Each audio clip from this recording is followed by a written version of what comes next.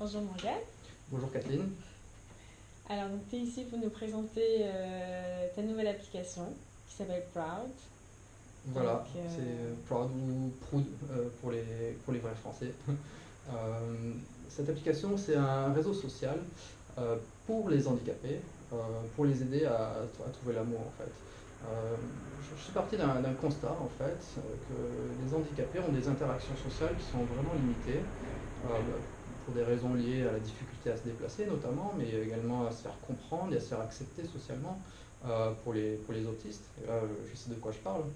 Euh, mais beaucoup en fait vivent dans une vraie misère sentimentale. Donc je me suis dit du coup, bah, voilà, cette application, ça coûte pas grand chose à développer. Ça peut les aider. C'est une sorte de Tinder un peu, tu vois, à la différence que bah, pour les handicapés, matcher sur Tinder, c'est à peu près aussi simple que de traverser Paris en fauteuil roulant. Tu vois. Alors du coup, moi j'ai retourné le problème et mais plutôt que de vendre son six-pack ou ses gros nichons, eh bien on va être fier de ces différences et on va les mettre en valeur. Euh, Moi, les handicapés, je les appelle les guerriers de la vie, tout simplement parce que c'est des gens qui savent souffrir. Et ça peut être très sexy.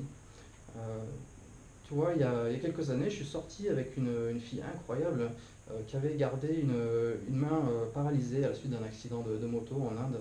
Et cette fille, elle avait, je sais pas, une dignité face à l'adversité, et moi, ça me faisait fondre. Mais bon, après, tu sais, le regard des autres, l'espèce de carcan, la normalité. Je veux dire, déjà à l'époque, le diable me parlait et il me disait: mais qu'est-ce que tu fous avec une handicapée? Mais va te taper les bonasses plutôt, regarde, il y en a plein. Ouais, j'ai pas fait l'effort d'entretenir cette relation, mais je le regrette, tu vois. Euh, mais qui était-il pour me dire qui j'aurais aimé? Et d'ailleurs, la bonasse qui arrivait derrière, elle avait des mains, c'était des pieds. Tu vois, j'étais puni. Bon, de manière générale, je trouve qu'on ne fait pas assez pour les handicapés, qu'on les considère trop comme des citoyens de seconde zone, qui représentent qu'un coût pour la société, malheureusement. Et ça, c'est une question qui se pose à tout le monde. Je veux dire, on peut tous se retrouver handicapés du jour au lendemain. Je veux dire, un genou pété, un trauma crânien, un accident assez vite arrivé. Euh, tu vois, je vais faire un parallèle. Il y a quelques dizaines d'années, on s'est gratté la moustache et on s'est dit, tiens, tiens, il semblerait que les femmes ne racontent pas que des conneries. Et bon, on connaît la suite, hein, genre, on leur a donné le droit de vote, elles sont sorties lentement mais sûrement de la cuisine, elles ont commencé à investir les milieux économiques.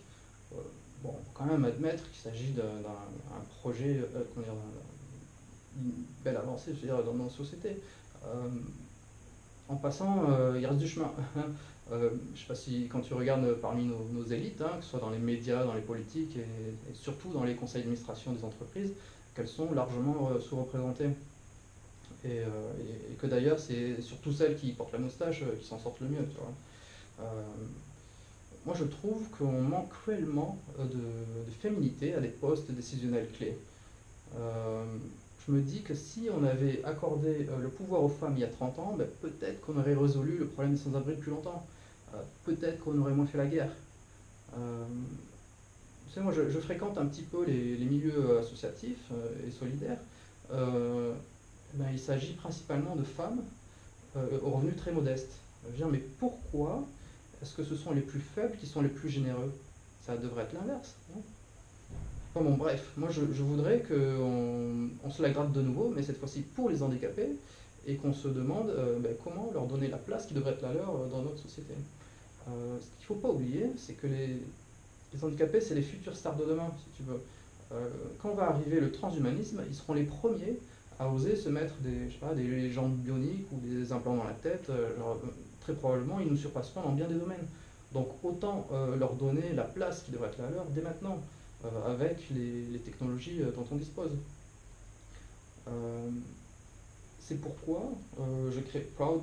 Euh, voilà, pour moi, les handicapés ont aussi le droit de trouver l'amour, hein, ils ont aussi le droit de baiser.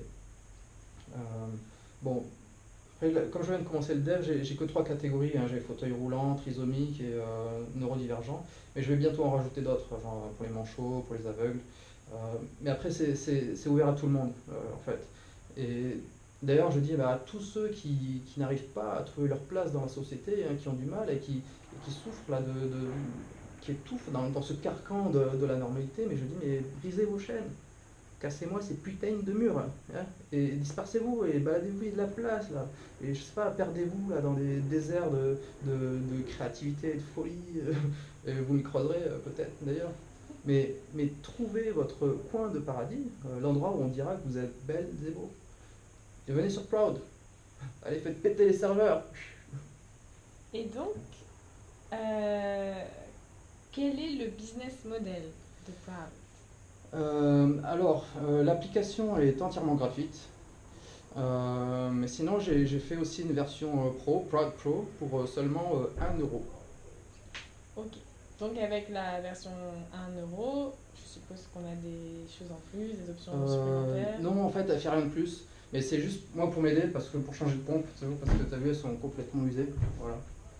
Mais Ok.